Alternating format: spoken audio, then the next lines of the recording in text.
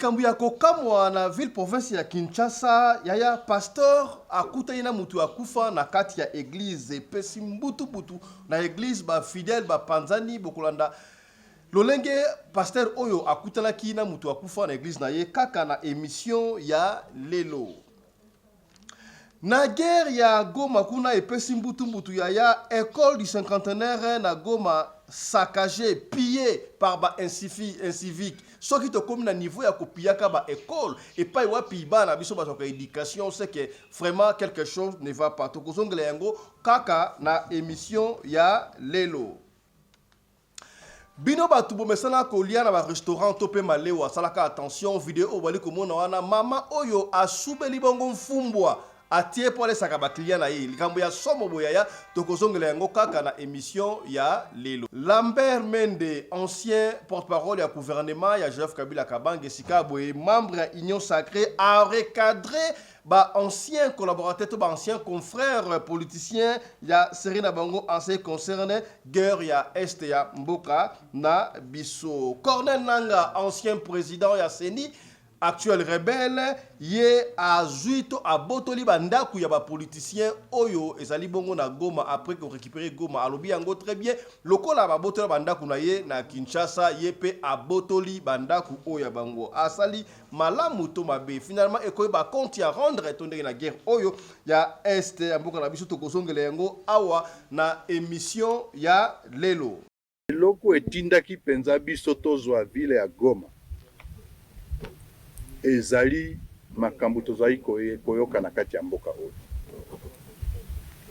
bapesa mandoki Tshisekedi azwa armée na ye armée ya mboka FRDC atie bango pembeni azwa ba oyo babengi ba wazalendo asangisa ba mususu na o bazali ba AFDLR na ba force étrangère ba Burundi asomba mandoki ebele otokutiawa arsenal otokutiawa eza na ebite apesa bango azoba militaire batondi na mboka oyo o babengaka na lopoto surmilitarisation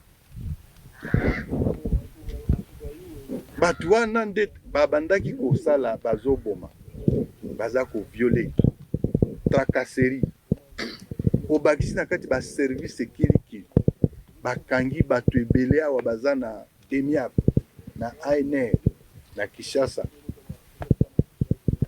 na ba soupçon kaka ubie sokini bazaki ko piller bazaki ko boma batu insécurité généralisée tokoki ko kanga maboko te ndenge toye comme machin Yambo to kota na sujet du jour na biso to développer boy mon ngai awa na yiko manuel livre oyo balobi yango nini awa balobi l'échec durant le premier pas dans la vie d'un entrepreneur.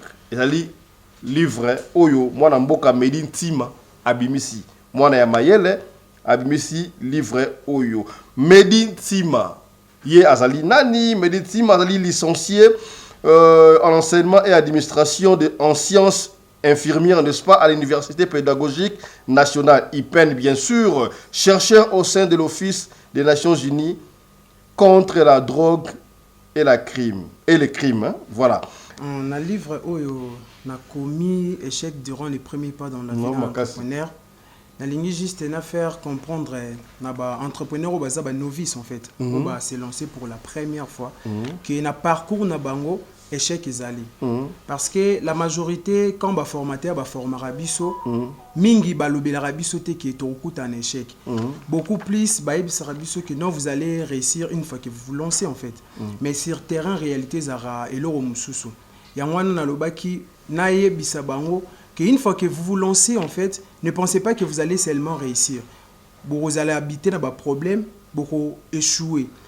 Échec est la fatalité, en fait. Échec est juste un moyen où ils permettre biso poto sala mieux koleka auto sala kité yambo to banda émission oyo tika to informé boyaya yo mutovani na Bundes bana sur Allemagne yaya journée de la femme et ça la kaka moko le 8 mars tika to kutana biso surtout journée le 8 samedi le 8 mars kozanga te yaya soirée liputa et pas wapi JK production a organisé soirée liputa buffet à volonté yaya et kozala bongo na référence par na SN SN donc dans la SN surtout référence dans l'église ya pasteur Akilas to na bongo na église ya pasteur Akilas bana Bundes surtout na SN et pas wapo journée de la femme yaya journée de la femme moi to na papa joie maman kende ko sepel sa maman yebisa papa to bima pe moi kala to salima misala ebele journée de la femme ko bimate to kende ko sepel na soirée liputa et pas na église ya pasteur Akilas yaya moins chéro wapi entrée couple papa simbi maman simbi papa ba ko futa kaka 40 € ya pamba soki pe papa vous na molonga nité kuna pe basi pe ya singleton bazali okokuta basi kuna baike kende kaka kuna okomona basi ya ndenge na ndenge ya catégorie olingaka bazali wana bazali kozela bino donc couple 40 €, singleton yo moko single 25 € ya pamba na kati kuna futi 40 € okolia okomela ndenge morope na 25 €. Alors pour beaucoup plus de précision dans le déco benga na numéro o so ngoko benga te WhatsApp na numéro o +49 17 68 73 20 340 soki pour lingio benga appel normal o benga na +49 15 21 84 45 88D okobenga bongo okozwa JK production. Voilà, buffet à volonté samedi le 8 mars yaya ozanga na zanga te de 20h à l'aube kitoko et bisengo bilenge zongi na mikili na Bundes autre bakite tolobi. Voilà.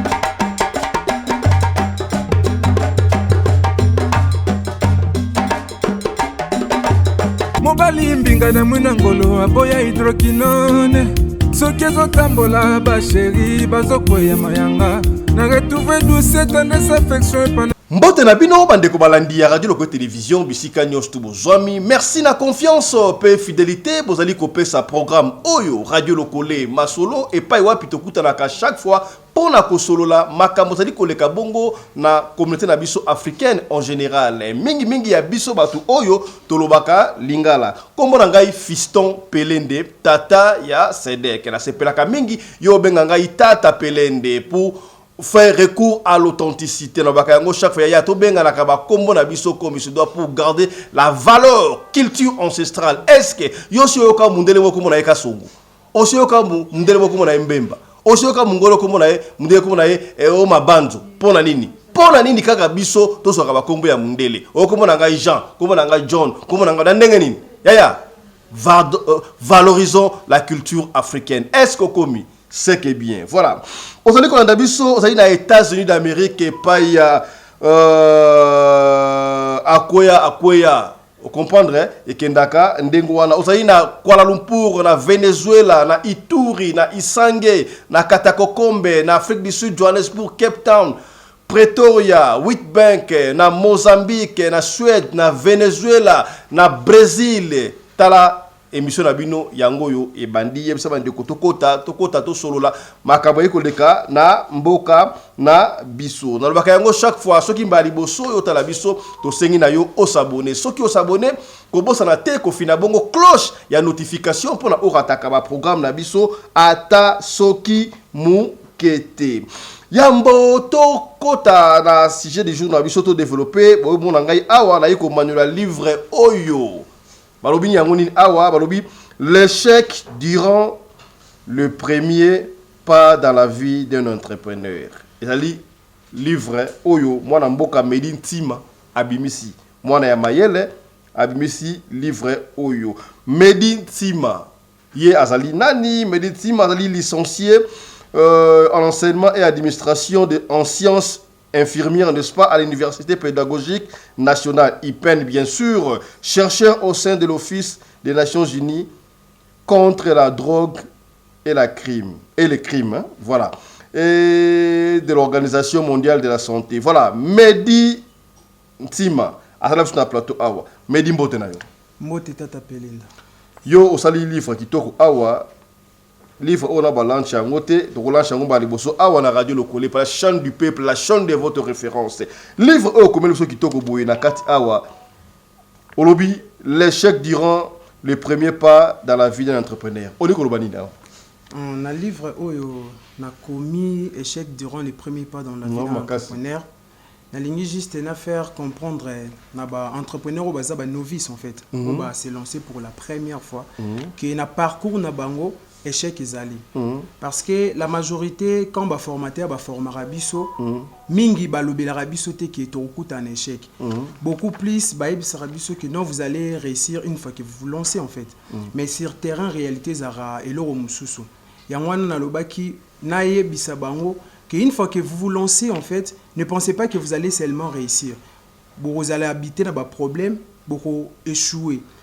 Échec et sa fatalité en fait échec et ça juste un moyen où ils permettre biso poto sala mieux koleka auto sala quitter et on a pensé qu'il na lobelango pour que mingi to lobelango te donc to se basera trop na réussite er monteur comment sur terrain a échoué et du coup a tiki projet na pourquoi parce que ba formateur ba ebisa kete ke ndengo se lancer au coup un échec ya on a lo bakité et zelo komoko motu il faut na lobelango que chaque entrepreneur aeba que ceux qui na se lancer na koki ko réussir topé na koki ko échouer mais ceux qui na échoué ni lo bateke il faut na tika projet non il faut na continuer donc échec ça juste nga na lo barango za hormone za ko stimuler biso en fait pour to kende ko zo résultat ya malam. Très bien, la sentir sagesse na kat na yo batu baike bakanisaka lokola soki osali entreprise to osali loko mura muke il faut kaka esimba oui soki esimba la chance mais to pensaka la côté négatif te ko simba te et la kisite ke soki osali loko esimbite nde okoite échec et ko permettre yo o le baba reculer pour mieux sauter d'après Medi Timanda ko expliquer so Medi na moni awa na page 21 on doit expliquer manque de marketing stratégique. C'est quoi manque de maturité, de marketing stratégique, pardon. On va par là. Ouais, en fait, c'est vraiment un élément très important. Parce que vous savez, ceux qui bolingi bo réussir et loco, beaucoup plus vous devez travailler sur le marketing. Tout le monde a roulé l'eau. Contenu qui kozala bien témé, la kisibino couverture en fait, je peux dire page à couverture et quoi tirer déjà moutou. Quand on veut lancer un produit, la première des choses à faire, c'est d'abord travailler côté marketing. Alors, c'est l'un des éléments OYO et ça la rend sorte qu'une fois que s'est lancé, vu qu'on s'est lancé pour la première fois, parce que dans ces livres, je parle beaucoup plus de novices en fait. Bateau s'est lancé pour la première fois. Et on a ici manque de marketing stratégique. Elle s'est lancé à éviter qu'il faudrait travailler côté pour attirer Batou. Il a s'est lancé à Salikara produit. Or, pour produire à l'attirer, il faut que marketing na yo couverture à produit et attirer moutou avant que moutou aya na produit na yo. Parce que contenu à roki koye bangote. Ni ne sala rakito ke ndosomba par exemple ba iPhone. Ils agissent être romona contenu na bango na libanda wana yangonde attirera biso. Mais na kati ya rokuta bomoni réalité mususu. Mais déjà bango ba gagner mbongo. Yamana c'est parmi l'un des éléments où ça l'a raqué, Moutou a échoué parce que côté marketing beaucoup plus de beau ça n'a rien. Or c'est un élément très important, surtout quand tu lances ton produit, il faudrait travailler côté wana. Yamonde mte ça en sorte que batuba c'est plein na produit na yo, ba ya, ba moni page wana, ba moni côté page joine et pousser bango donc exciter bango en fait je peux dire eza lokola et le moko yaka ko exciter mutu pour s'approcher na produit na yo pour mutu oyo nanu sombi produit no tendeni na yebe kiza kitoko à partir il y a page où représenté bango so page anisa présenté mabe je ne pense pas que au attirer bateau. Dans le chapitre 3 Mehdi opère même les pistes de solutions pour surmonter l'échec durant les premiers pas dans la vie d'un entrepreneur. Quelles sont les pistes de solutions au peut si nakata livre awa dans le chapitre 3 yomu? Ouais, je l'appelle remède mentalisme en fait. Donc nasirnoma qui est un remède mentalisme. Parce que vous allez voir dans le deuxième chapitre, il y a énuméré un élément qui fait en sorte que Moutou R s'est lancé pour la première fois à échouer. R s'est lancé pour la première fois à échouer. Et on a aussi un échec, en fait, ce n'est pas une fatalité que sur échouer, il faut aussi à la côte. Non, vraiment. Tu dois te relever pour continuer chemin. Et on a proposé la piste de solutions en fait. On a proposé la piste de solutions. Il y a 4 pistes de solutions en fait. Première piste de solution, ils allaient l'auto-évaluation. Parce que R Moutou échoué pour la première fois, surtout pour la première fois, au commettre BRR rebellé. Au commettre BRR rebellé. Alors il faudrait maintenant qu'on s'évalue, ni ne sala en sorte que n'a réussi, n'a échoué. Et ce qui au sali auto-évaluation et qu'on permettre au relever ba point, au sala en sorte que au échoué pour à la prochaine fois au commettre les sous ba BRR wanate. Et deuxième élément, dans le lobby, c'est confiance en soi. Vous savez, moi je dis, la confiance en soi, c'est un carburant. Et ça, le rôle de jamais sans carburant, en fait. C'est comme un entrepreneur qui ne peut jamais marcher sans être confiant en lui-même, en fait. Et souvent, Erto se lancera pour la première fois, vu que c'est lancé pour la première fois, Kobanga, Oyoki déjà qui est tel dans le domaine, et du coup, confiance aux anangoté. Or, tu ne peux pas évoluer sans pourtant la confiance dans Yomoko. Il faut s'assurer que non, dès que c'est lancé, le produit nangai et que le produit nangai, il y aura des bons résultats. Mais souvent, Erto se lancera pour la première fois, vu que le conquérant va se belé, tu as confiance dans Bissoté. Tu le baraki, ah, son s'est lancé. Produit n'a vraiment vu qu'il et tout ça. Et du coup, on a proposé qu'il y a une deuxième piste de solution, il a confiance en soi. Un entrepreneur ne peut jamais marcher sans pourtant être confiant de lui-même. Parce que confiance en soi, il a carburant, élément montaire où il a fonctionné entrepreneur. Mais d'où est venue cette idée? Il y a un échec,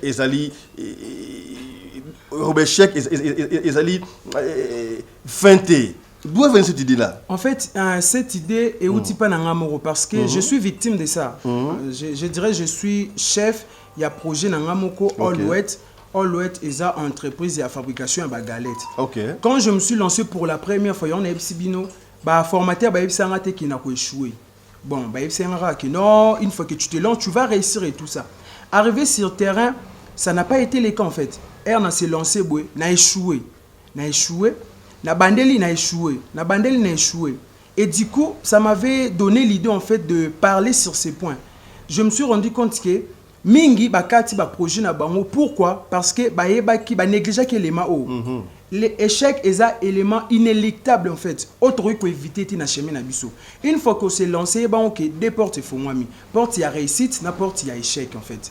Si ko batu mingi beaucoup plus va se donner na réussite. Alors era mon échec à sundoli projet na nga vu que naza victime en fait et quand j'ai échoué na sundola ki projet na ngate na continuer qui et na loba qui non pourquoi pas koyebisa pe batu. Comment est-ce que vous pouvez vous en sortir une fois que vous échoué? Voilà. C'est très bien, Mehdi a apporté quelque chose dans ce soutien.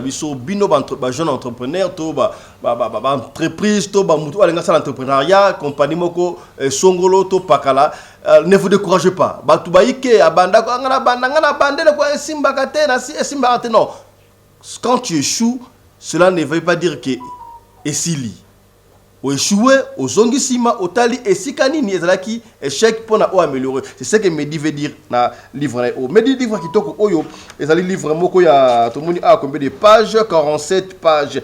Vernissage nango et kozala moko nini et puis ba livre oyo wap exact. Vernissage est le 23 février et au Salema na Congo na RDC. Mais pour na bapaya, on a besoin d'un livre na Amazon au commis juste échec durant les premiers pas au Mona livret ezawana mais rozala na kin de rozela le 23 février de relancer un achat officiel en fait.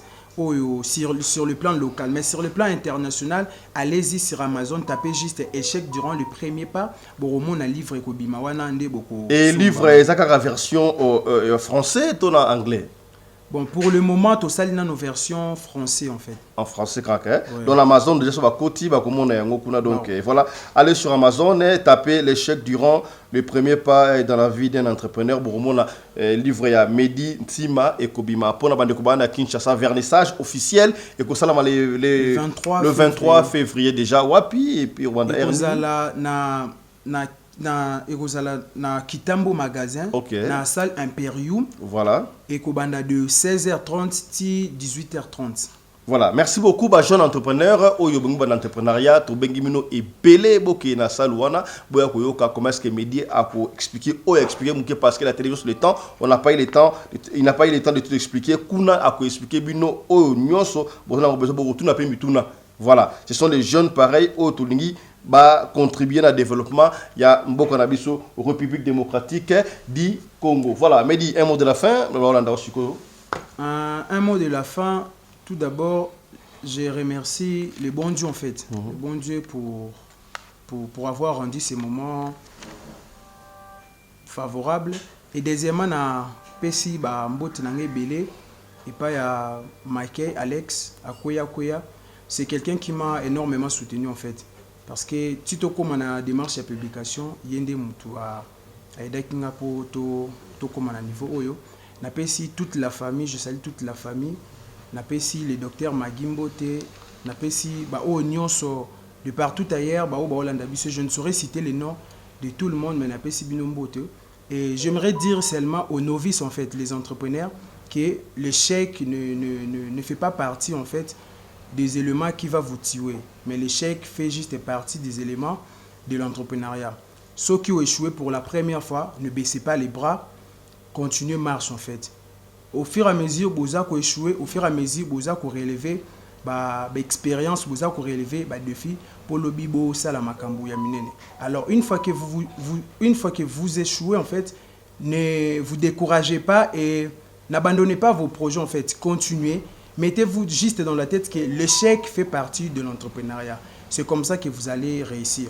Et deuxièmement, ayez aussi confiance en vous en fait, parce que la confiance en soi est le carburant, l'élément moteur qui fait en sorte qu'un entrepreneur atteint Bolanango. Voilà. Merci beaucoup Mehdi Ntima. Nous profitons pour saluer Alex Ntima Akoya depuis les États-Unis d'Amérique. Voilà, restez avec nous au studio.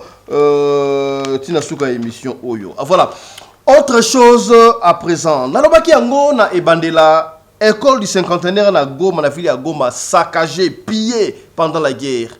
Bamsuba lobi zali ba M23, bamsuba lobi zali ba EAC, bamsuba lobi zali population de ba piller école. Moi ça me cœur pessimisme mutu ko soit. Comment est-ce que ba tout ba ko kiti na niveau ko comme na niveau ya ko piller école et si ka ba na ba so encadrement et si ka ba na ba instruction pour la ba tu mayele lokola ba Mehdi Ntima boye senga ko ta école wana ba piller école o epesinga ipasse ya ko sakalate. Suivez ce qui s'est passé na école du cinquantenaire na Goma. Suivez. À Goma, après l'entrée de l'AFC, un 23 dans la ville, plusieurs endroits ont été la cible de plusieurs vandalismes, cambriolages, pillages, vols dans des boutiques, des magasins, maisons et écoles par des aides civiques. Par exemple, à l'école du cinquantenaire, située dans le quartier Mugunga, à l'ouest de la ville de Goma. Les images laissent à désirer et déshonorant. Tout a été dévasté comme un champ de bataille. Réputé parmi l'une des écoles le mieux construite et belle, avec un enseignement de qualité, mais aujourd'hui considéré comme une vieille école abandonnée. Fenêtres cassées, pas de chaises, les bureaux ressemblent aux poubelles et les laboratoires comme un dépotoir, pour ne citer que cela. De chimie, c'est le labo de chimie.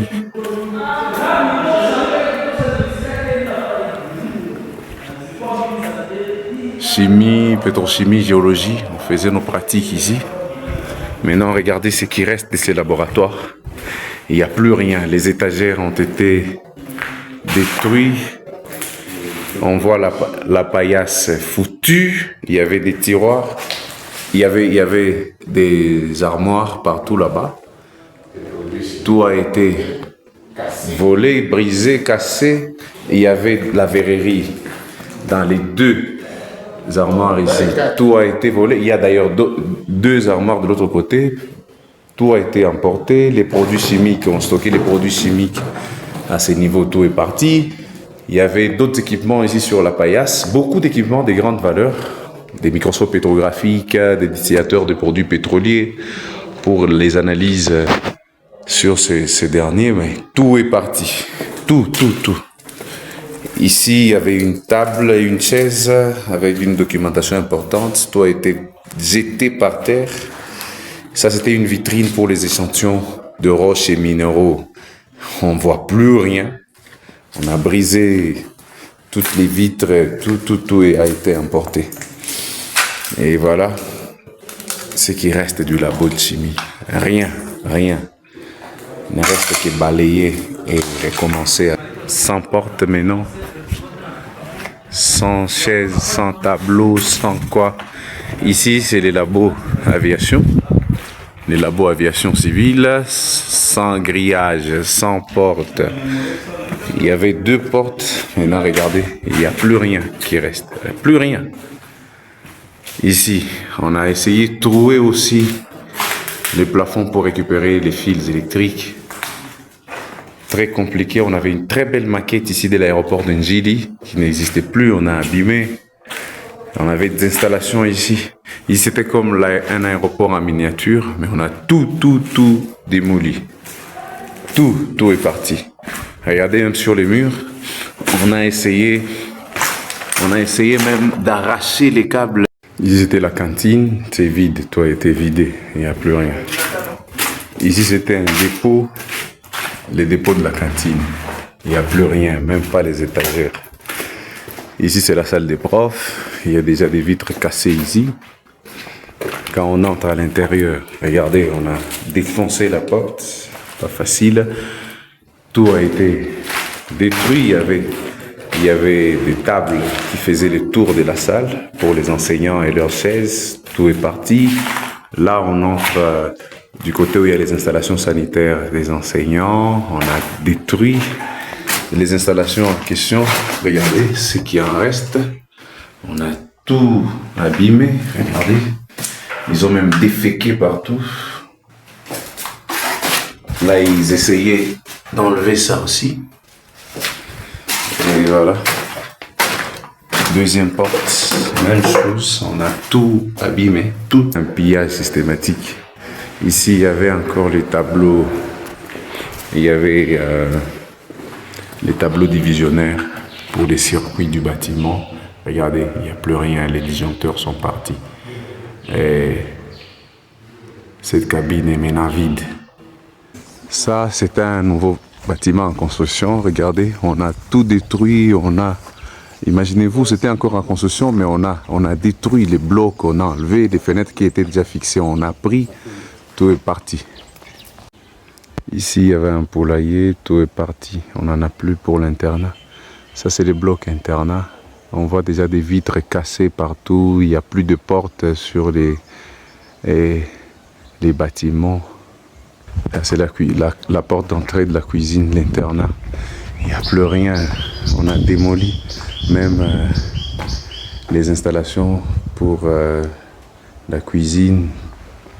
Démoli. On voit des cuves partout.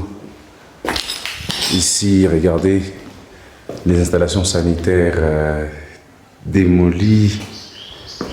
La porte, vous voyez, il n'y a qu'un petit morceau de rien du tout qui est resté. On a pris les restes partout là-bas, les plafonds. On a trouvé, on a récupéré tout ce qui est installation électrique. Et là, c'est un dépôt. Totikala kaka na ville province ya Goma epai wapi ya nungu teuti komona yango toyeko taka na ba journaux ba réseaux sociaux par-ci par-là ba vidéo to moni epai wapi Corneille Nangaa oyo azalaki ancien président ya CENI mutu oyo a proclama président Félix Antoine Tshisekedi Tshilombo comme étant président mais sika boy akoma kibongo motomboki rebelle la ville ya Goma oyo ya kangi alobi aboto lipe bandaku ya ba politiciens nyo surtout oyo bazali na Kinshasa na métropole lokola yepe lokola babote bandako na yete okaki ba mine ça nous intéresse pas mais bandako oyo azalaki nango na Gombe machin babotolo yango et condamné à mort yepe à son tour tangu azui Goma akangi bandaku ya ba politicien et pesi mutu ko soit et surtout Corneille Nangaa a expliqué et là qu'on est poussé hier vraiment à kanga bandaku ya ba politicien et puis et là on sait que ba kota bongo na Goma. Suivez ceci. Ayant obtenu 7 51 013 suffrages valablement exprimés, soit 38,57%, est proclamé provisoirement élu président de la République démocratique du Congo, Monsieur Tshisekedi Tshilombo. Eloko etindaki penza biso tozwa ville ya Goma ezali makambo tozali koyoka na kati ya mboka oyo. Bapesa mandoki Tshisekedi azwa armée na ye, armée ya mboka FRDC atie bango pembeni, azwa ba oyo babengi ba wazalendo, asangisa ba mususu na oyo bazali ba AFDLR na ba force étrangère ba Burundi, asomba mandoki ebele oyo tokuti awa arsenal oyo tokuti awa eza nayebi te. Apesa bango azwa ba militaire batondi na mboka oyo oyo babengaka na lopoto surmilitarisation. Bato wana nde babandaki kosala bazoboma, baza koviole, tracasserie, obakisi na kati ba service kilikili, bakangi bato ebele awa baza na DEMIAP, na ANR, na Kinshasa, na ba soupçon kaka ou bien soki nini. Bazaki kopie, bazaki koboma bato. Insécurité généralisée. Tokoki kokanga maboko te. Ndenge toye komema changement. Kaka na makambu ya guerre est na mboka na biso ancien collaborateur et chef de l'État Joseph Kabila Kabange na cité awa mwana mboka Lambert Mende Omalanga a recadré ba ancien confrère collaborateur na bango ya yé pardon tango basala ki bongo na Joseph Kabila Kabange a expliqué bango ils n'ont pas de leçons à donner à ce qui concerne guerre oyo ya est parce que ba yebi ce qu'ils ont fait la série ton à époque il y a JKK. Suivez ceci. Bande konanga pona makambo ezoleka na est ya mboka na biso monsieur Lambert Mende il nous fait part de sa réflexion à propos naé que j'ai beaucoup aimé na lobby. Merci beaucoup na monsieur Lambert Mende alobi nini. Lambert Mende recadre ses anciens collègues politiciens avec lesquels il avait travaillé dans le gouvernement de Joseph Kabila. Je suis étonné de voir les anciens collègues politiciens apparaissent aujourd'hui comme des donneurs de leçons sur la situation actuelle qui traverse notre pays. Chers collègues, moi et vous, on devrait passer aux médias internationaux et nationaux aujourd'hui pour demander pardon aux Congolais d'être à la base et à l'origine de cette situation. N'oubliez pas que c'était pendant notre gestion que les accords ont été signés avec le M23. N'oubliez pas que c'était pendant notre gestion que le brassage avait eu lieu. Surtout, n'oubliez pas que beaucoup d'accords dont réclame le pays agresseur ont été signés pendant notre gestion. Le gouvernement actuel subit le résultat de notre gestion passée. Aujourd'hui, vous critiquez l'armée d'être incapable de stopper l'ennemi.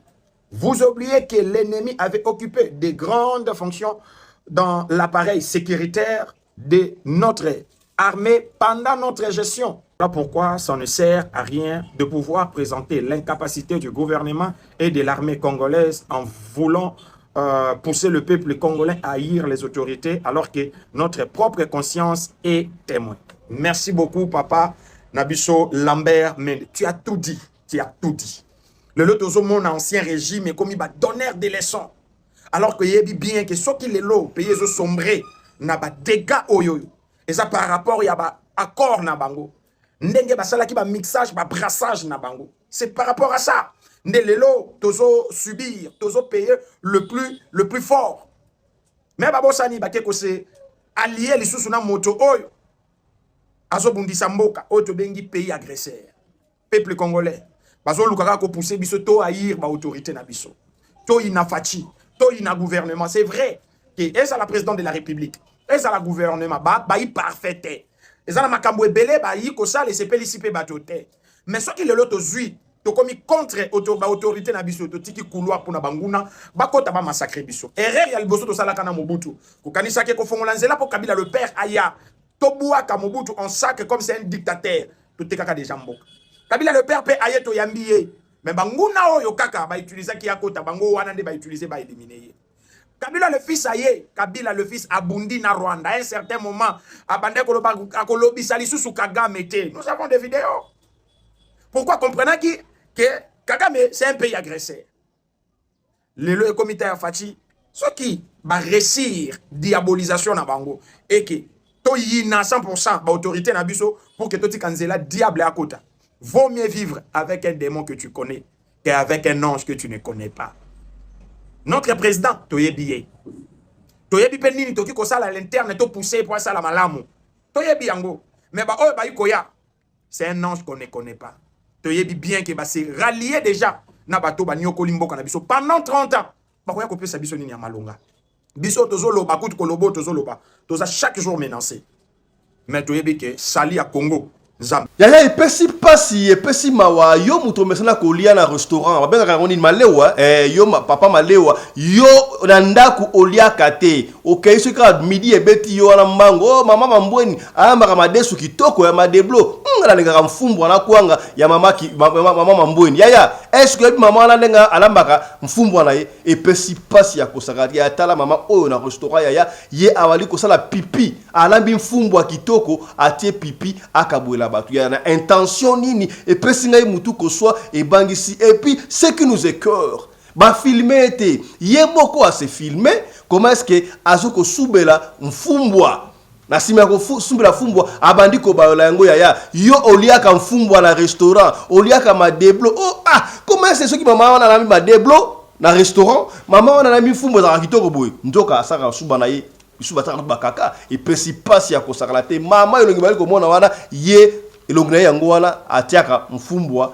masuba na kati mato la so image masuba wana ite kasi soki na besoin mona image wana en apartheid na libanda benga biso to image wana mona mama o comment est-ce que azoko sala pipi na mfumbwa et pour aller sabato yaya to tie musapio sanza oliaki mfumbwa ya masuba déjà somo ete ya bino yo papa ndinga kola manda ute eza même na ba mama zaka na libala lambaka te yebi ke mbala linga mfumbwa mingi akina wana coin asomi mfumbwa tena basani ya kosi mbali kalambi nzoka atolia masuba somo et puis si pasi o toloba kite tolobi voilà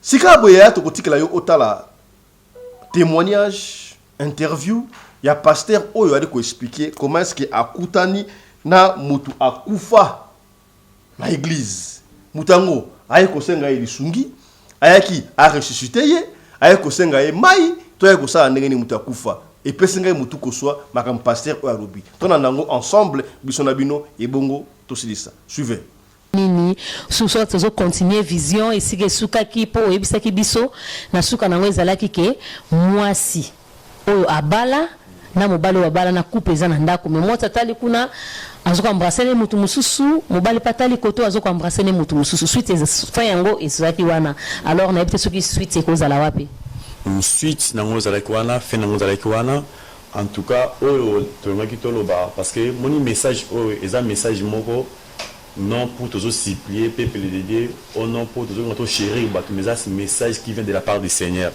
de tous en apôtre la vérité pour le biko bato bika amen alors place to suka ki maman langa ezaki après avoir que la sanga place ya habillement ton a remarqué place ya couple la sanga couple bato ba comme dans fauteuil ba ange bi bisanga que non Charles tala o ezole dans kata couple wana na mona kata couple moi stambal ba vandi mais moi si azo pesa ni bali so azo pesa business sima azo seka na se comprendre que te parce que le couple on a yebi na moni ba on a yebi bango to no courtoisie bango pe na église moko auparavant mais ba ça na ensemble été alors na tuni ba ange que et Nicolas Samini on femme mariée mais bazo pesa ba ni bise pas bali mususu mais azo seka babi ba jari ya basi ya bongo eza basi o babali officiellement oyo aza reconnu na famille na église na l'état ndenge te doit procéder en mariage ndenge zalaka alors babi ba jari ya basi ya bongo oyo abali mais azo bimana ba via débauche azo bimana bali mususu libanda to mobali oyo abali mwasi ne officiellement azo bimana mwasi mususu libanda basi ya bongo soki le Jésus Christ aye to le soki kufe kuti bango ba okende directement na enfer surtout na livre ya Marc chapitre 10 bibizolo bango ke mobali oyo abali mwasi ne officiellement to mwasi oyo abali babali officiellement soki lelo akomi kobima na mwasi mususu libanda to mobali mususu libanda malgré biki na bomina na libala na kei babali na mususu officiellement et pas Nzambe azo commettre adultère Nzambe abi libala late pour Bible les opères ezo biso que libala eza institution divine ou eza pas Nzambe moko eza l'état te ba magistrat eza institution divine pour dire que ceux qui mutu abali na mwasi na ye eloko ko séparer banza liwa au cas au contraire moi ça c'est impoli on bal na zaz ma be on bal non et ça raison pour la divorcité alors tout le monde les hommes de Dieu tout le monde battu lelo belé ba komi ko boya basi na bango bazo boya mi bal na bango pour na caractère pour na état spirituel la Bible périciango Bible dit que cas divorce et quoi kana cas adultère peut épouser sur aller plus loin dit que ceux qui ozana molimo ko limbisa ko pe ko limbisa mais ceux qui ozana molimo ko limbisa te ke bokabwa ni moko na bino akobala ka jusque ti moko ko kufa pour dire que tant na komi place wande to na comprendre que comment est-ce que na ko se retrouver comme un cimetière na kata cimetière maman c'est là qu'on a somme comment expliquer tout se retrouver dans un cimetière ba ange ba bisinga Charles tala elonyo ko le kata cimetière parce que ba étape par étape épisode par épisode dans la kata cimetière na moni batu wande ko kumisa nzambe lo comme c'est nga ngwana ba maman est belé ba papa est belé très bien habillé ba lati ba bilamba normal ba jeune garçon ba jeune fille bazo kumisa nzambe bazo ko adorer nzambe mais na kati ya cimetière baza ko adorer nzambe na kati ya cimetière alors et comme c'est on a dit na tuni ba ange babi bato bazo kumisa nzambe so bazo yemelo mais comment expliquer bazo ko se retrouver na kati ya cimetière ba ange babi sama ki donc moni bato nyonso wana ce qui Jésus Christ a yé lelo ba kende li felo to ce qui kufe kuti bango ba kende li felo parce que maman tous on a chance ceux qui tous vivre non parce que vous avez espoir que lobby OK ko se repentir mais ceux qui le sont kufi alors sorry nanga na tuna o lobby bien ke ba meni bino na cimetière ba ange ba memi na cimetière et na cimetière au moni batu bazo kumisa nzambe alors na lingi o éclaircir place wana na cimetière batu bazo kumisa nzambe mais na ko kumisa nzambe na bangwana bako kende lifelo qu'est-ce que tu veux dire par là et le grand peuple c'est nga passe maman ton amoni batu bazo kumisa nzambe na kata cimetière na tuni mais batu bazo kumisa nzambe bazo mais na cimetière pourquoi parce que cimetière eza place où il y a ba mort eza place où il y a batu baza vivant mais batu bazo kumisa nzambe na cimetière pourquoi ba ange yo bisama ke moni batu nyonso na ba kumisa nzambe na cimetière pourquoi parce que ba église au bango bazo fréquenter ba état d'âme ya ba leader na bango ba pasteur prophète évangéliste docteur quel que soit ou comme leader na 5 ministères autoebi ba état d'âme ba to neza bienté ya moni batu nyonso bazanga sa libungu parce que maman na zo biso ke batu belé ba kendeli fulu ezaka te po bomi mutu batu belé ba kendeli fulu ezaka te po ayibaki batu mususu ba ko kendeli fulu ba église au bango bazo fréquenter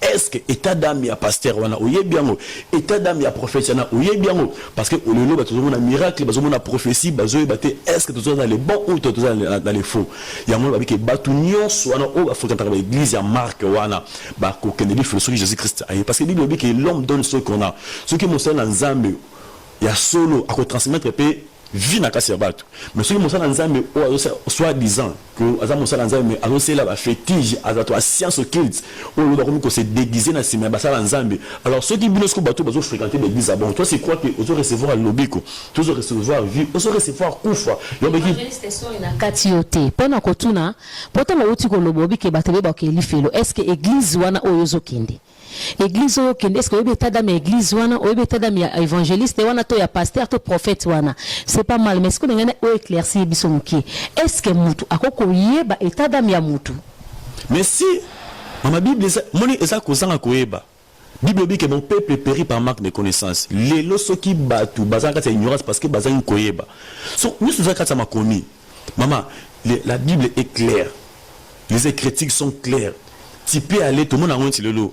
Un sou na Congo, na mboka no, bado sambe la nzambe, oya solo. Doctrine na bino, pasteur na Congo.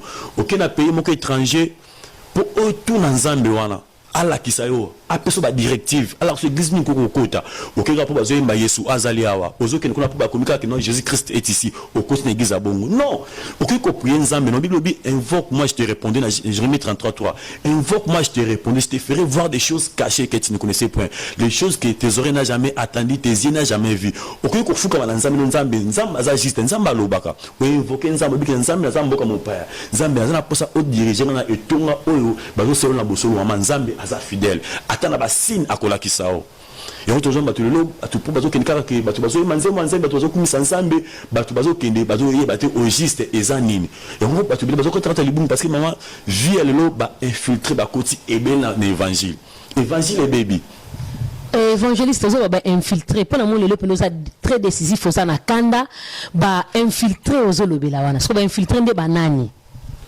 bato lo senza na bosolote mama lelo évangile baby lelo évangile comme que soki et comme ko kaso ni potambolo na bible so mon aventurier comme le mot ba pasteur moi ba aventurier comme moi ba prophète et comme moi ba évangéliste pourquoi parce que ba oyo ba koti wana ba baby si évangile musala nzambe lelo baby lelo comme so tel bible ça li peka comme ko tata soni c'est net tango tata na téléphone mutoke ba tina za bible kelende mango ya filigrane boy ezo ka pesa soni pourquoi parce que ba oyo ba koti ba BBC misala nzambe na ba église partout toujours na moi je suis homme de Dieu je suis appelé si réellement tu es l'homme de Dieu tu es appelé Dieu quel est le message que Dieu t'a donné est-ce que ça sire que batuana oza sire que ba pasteur ba bimi na liloba nzambe ba suna kata parole de Dieu oza sire na makambo lo ba évangéliste normalement papa maman bazali misusu kutu bazaki ba appelé te misusu pe baza ba féticheur bata kisi bata soloka lelo ba comme ba prophète lelo ba comme ba pasteur tout le monde a ba miracle au bazo produire dans l'église ba prophétie aux obimisa mais surtout de la part du Seigneur te parce que Bible sur le livre Jean Philippe a tenu Jésus-Christ a dit maître montre-nous le Père et cela nous suffit. Amen. Montre-nous le Père. Dans Jean 18 verset a dit que montre-nous le Père et cela nous suffit. C'est ça l'objectif de l'église. C'est ça l'objectif des hommes de Dieu. Montrer aux gens la parole de Dieu. Jésus, c'est tout. Tu à l'église non pour les miracles ou pour la prophétie. Non. Nous venons à l'église pour écouter première des choses, la parole de Dieu. La parole de Dieu, mais le lot existe comme un miracle. Le lot mutusozo l'onanda qu'on a azo quoi viser miracle. Mutusozo l'onanda qu'on a qui existe pour la prophétie. Ce n'est pas vrai, ce n'est pas ça. Nous venons à l'église pour écouter la parole de Dieu. Si on a dit sur le lot maman ozo bona que le lot infiltré dans l'évangile. Nathan wakala. Surtout tu vas comme Nathan wakala. On a mando dans la banzela.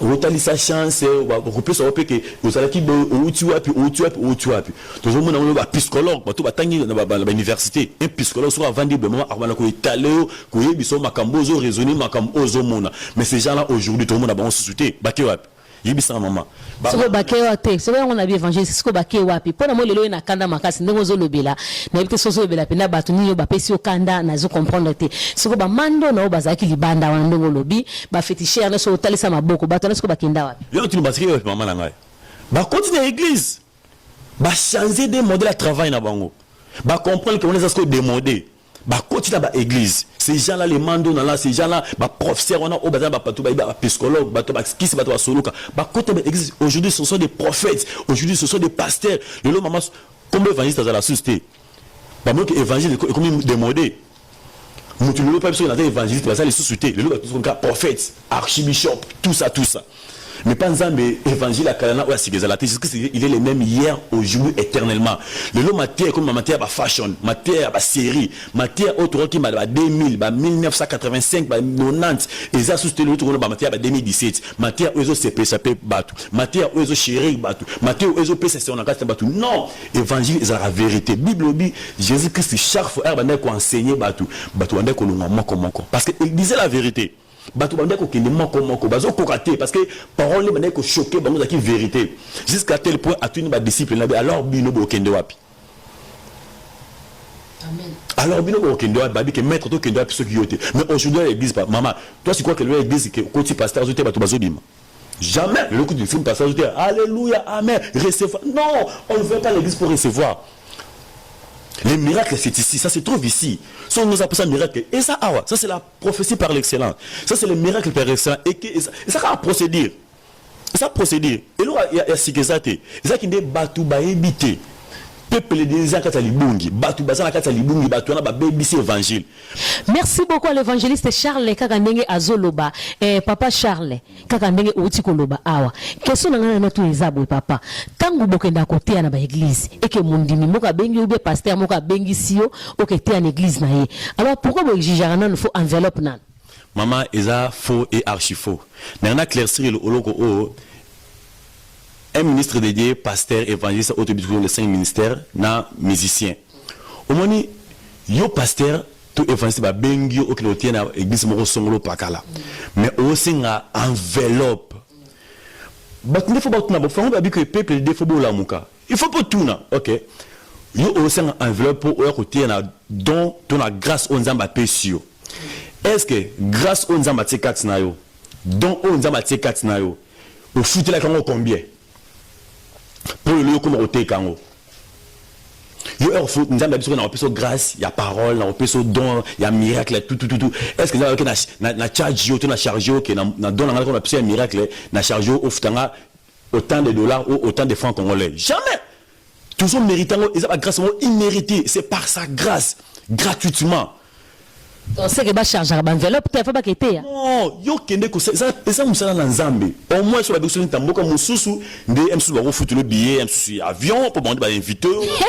Maman nyo yinde boti kana suksana nga donc c'est que frère Patrice c'est que système orazo eza bien. Frère Patrice talara vient na biso ya balobi ya AMC c'est tolinga ko mingi mais babi système frère Patrice ça comment on sait qu'ils en ont bien. So là yo man église moya c'est en enveloppe te mais on ka bon transport ba instrument. Parce que ça déplacement au Bengi Moutouana, même si par exemple calculer tout avec la Macambouné, tu peux acheter pour lui les billets, BT transport Ayati, mais à s'attendre que non quand je viens prêcher, je vais à faire de cela dans votre église, il faut offrir ça autant. Non. Au moins l'église va bien sûr va fouter, va mikolo, va comprendre que ça va passer ton énergie au thé, tout ça, par contre raisonner à secret dans quelque chose. Mais ils ont le mot obligatoire. C'est différent avec les musiciens. Les musiciens, on peut comprendre pourquoi. Malgré qu'ils ont talent, ils ont gratuitement pas Nzambe dans la musique, mais ils ont aussi l'instrument bateau, ils ont un studio, ils ont un bateau, ils ont tout ça. Là, on peut comprendre. Pour arrêter ce que vous faites, il faut à quand ça peut bloquer. Mais frère Patrice Sayemba déjà le bac et le Nzambe est offert. Si, quand on parle de la parole de Dieu, pour prêcher la parole de Dieu, c'est gratuitement, maman. C'est gratuitement. Mais tous autour de ça, là, maman, tous transmettre le message de Dieu. Est-ce qu'on a foutu biso? On a appris ce bon pour cela. C'est dans notre propre fort. Tout ça, tout transmettre le peuple des messages. Il y a aucun retour au sein de l'enveloppe. Parce que quand grâce à ça qui est là, tout le monde a qui wana, à ça qui est combien. C'est faux et affiché faux. Bon, et là, on continue à l'église, mais comme nous avons comprendre, depuis 3 ans, au pasteur, ils ont mis mbilinga, congolais, mbilinga, kulu na nakati église. Pasteur, quand on a bandi église, à ban église na sena ba musicien. Alors élévation pe eyaka ndenge pa na bino ba pasteur ezalaka, ndenge pa na biso ba musicien ezalaka. Mais ce que élévation eyé. Et il soit moyembi. Quand on musicien aluka ke yemba libanda, pasteur akomo mona musicien na orgueil soit à l'ongole l'église soit à laquelle il est mabi. Ou soit pasteur pe église bandaki na pasa banda ba musicien. Tant église école ko munene, ne sika produit ba musicien wana akomo pesa bango mu Congo. Au juste qu'est-ce qui ne va pas avec vous? Maman, comme Mambaka matin, il y a un ami qui faut batabon faut y babanga passer ma commis.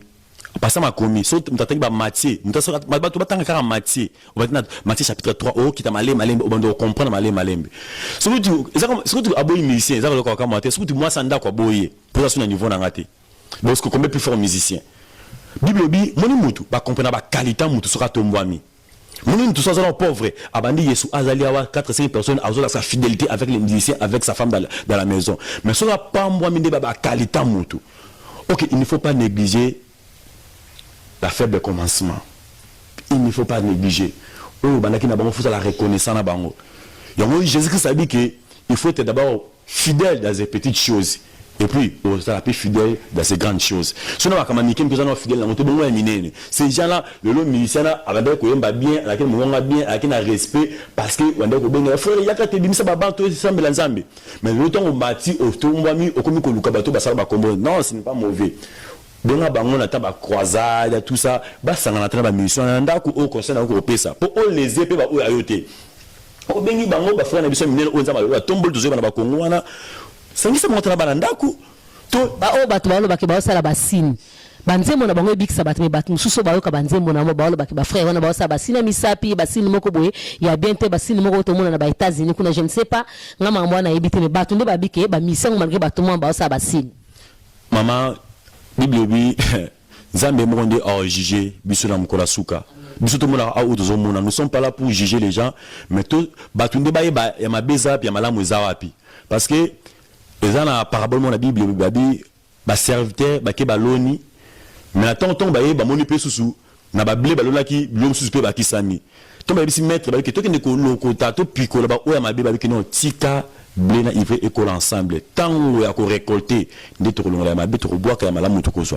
tant ozali ba ke na bango mais ba ne faut ce qu'on va comprendre ba to ne ba faut ko ebele ba za ko banzita figuier au moins ebele ba serviteur de Dieu ebele ba musicien ba zo lokolo ba nzete ya figuier.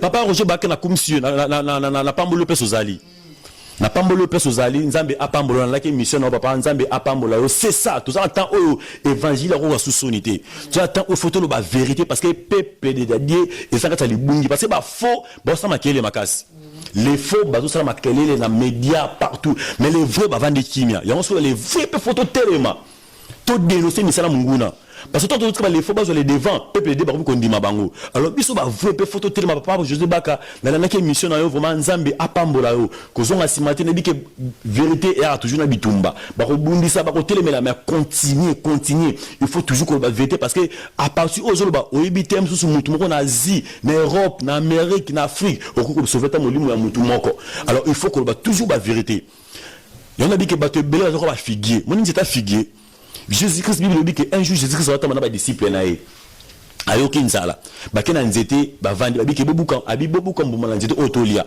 batala nzete benzinza bambuma te alakela nzete fika bika à partir d'aujourd'hui on repère ça sous fruit na saison na oté. Voilà. Mesdames et messieurs, c'est par ici que nous bouclons cette émission. Il y a Tongo Alelo, ceux qui émission ont intéressé, tout ce qui a partagé peut-être que Sungande Moko Songolo et Sikamoko Pakala. Mais on ne peut jamais conclure cette émission sans pour autant vous rappeler que vernissage est le 23 février na salle Imperium na Kitambo magasin n'est-ce pas ba jeune entrepreneur bokende bele kuna pour la kolanda vernissage et pas wapi Medine Tima a ko expliquer un jeune qui est licencié en enseignement et administration en sciences infirmière n'est-ce pas et voilà en sciences infirmières à l'université pédagogique nationale IPN et voilà ce qui va université na biso font ba cadre boyer cela et couper ça kitoko mingi pona mboka na biso République démocratique du Congo échec ça y liwate tu peux échouer aujourd'hui et demain réussir faire mieux que ceux qui ont réussi la première fois est-ce que comme c'est très profond au moment dans livre au Amazon au côté Amazon au betika l'échec durant le premier pas et dans la vie d'un entrepreneur voilà c'est ça non okumona yango kuna na Amazon et ça jusque là version ya français kaka prochainement yo pe muto na moyen yo muto zo mama solomo makasa nkembo makatuku bianza okoyipo ko ide ba jeune voilà bino bambongo posala na mbongo na bino nini benga jeune oyo medi yesa ça va ngala ko publier yango na Kikongo ngala ko publier yango na Chiluba ngala ko publier yango na Swahili na ba langue nyonso pona esunga batu nyonso tu ya totanga kala bakasta biso soki zamenga batu ke zanga quelque chose comme ça il n'est pas congolais mais pourquoi pas ba otanga ba ouvrage boué ya bande ko na biso na langue ba paya voilà Medi on va finir avec toi numéro na yo compte bon on va terminer par là ba oyo bazana besoin ba contacter ngai ba composer plus 243 82 83 95 836 na bandeli plus 243 82 83 95 836 wana eza numéro na ngai soki balingi pe bakoki kokende na compte Gmail na ngai bakomi juste medileker@gmail.com wana nde bakozwa ngai. Voilà, c'est par ici qu'on s'arrête. Tokutanu prochainement avec un autre numéro de l'émission Radio Lokole Masolo sur votre chaîne Radio Lokole TV. D'ici là, portez-vous bien. Santé de fer à tous. Hein. Chap chap. Et tchara.